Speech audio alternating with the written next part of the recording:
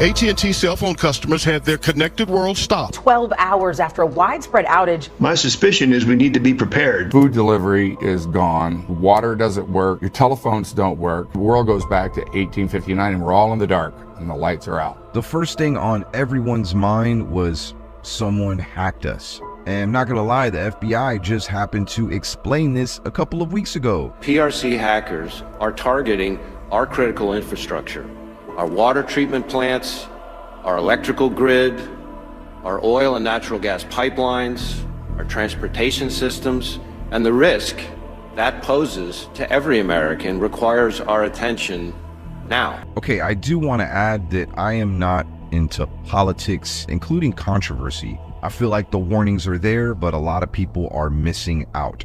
And I don't want to see a lot of you get left behind.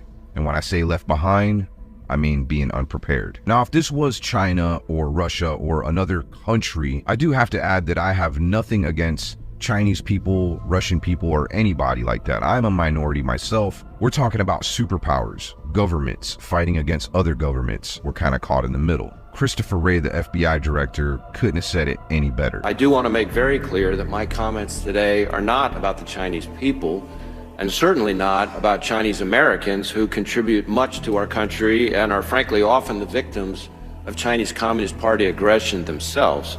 Rather, when I talk about the threat posed by China, I mean the government of China. Remember a while back when there was some spy balloons, aka UFOs, that they had to shoot down? Notice out of the corner of my eye a white spot in the sky. I, of course, landed on the most logical explanation that it was an extraterrestrial craft. You are ordered to engage. But it only took a single missile which homed in on the heat of the sun reflected off the balloon. That was kind of a warning too that a lot of us missed out on. Houston, Los Angeles, Chicago, Atlanta reporting the most service interruptions. A lot of these cell phone outages happened in major cities.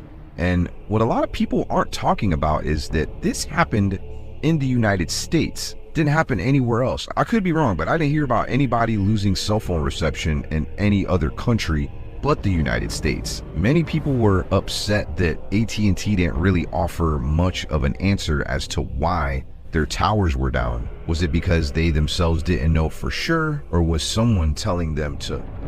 All right, so that question remains tonight. Who and what was responsible for this outage? I don't know, but I do find it weird that they didn't respond for a really long time. Actually, I think they just responded this morning as to what caused this outage, and many people aren't buying it. Sources just told ABC News it was caused by a software upgrade gone wrong. But before AT&T even responded, this professor from the University of Texas at Dallas had this to say.